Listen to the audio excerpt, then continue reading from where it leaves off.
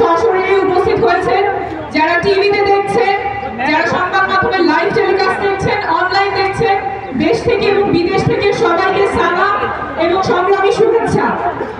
আমরা আজকে সবাই একত্রিত হয়েছি আওয়ামী লীগের বিচারের দাবিতে। যেই দল বিগত বছরগুলোতে হাজার হাজার মানুষকে গুম করেছে, খুন করেছে, কন্যা জানে না পিতা কি এখনো বেঁচে আছে না মারা গিয়েছে, রাস্তা থেকে উঠিয়ে নিয়ে গেছে, এখনো জানে না পিতা কোথায়। জুলাই আগস্টে কয়েকদিনের ব্যবধানে হাজার হাজার মানুষকে নির্মমভাবে আহত করেছে, পঙ্গু করেছে, অন্ধ করেছে, সারা জীবনের জন্য তাদের কর্মক্ষমতা হারিয়েছে। সেই দল নাকি নির্বাচন করবে।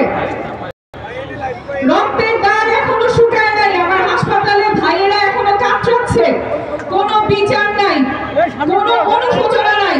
সেই দল নাকি নির্বাচন করবে।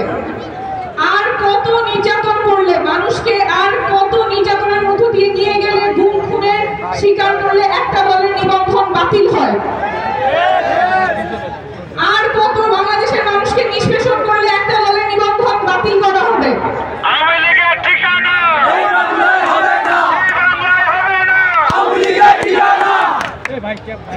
বিচার, আওয়ামী লীগের বিচার করতে হবে গুম খুনের সাথে জড়িত আওয়ামী লীগ এবং আওয়ামী লীগের সহযোগী অঙ্গ সংগঠন, মহিলা লীগ, যুবলীগ, শ্রমিক লীগ, যারাই গুম খুনের সাথে জড়িত ছিলেন তাদের সবার বিচার নিশ্চিত করতে হবে। বিচার নিশ্চিত হওয়া ছাড়া আওয়ামী লীগ নির্বাচনে অংশগ্রহণের আলোচনা এই বাংলাদেশে হবে না, হবে না, হবে না।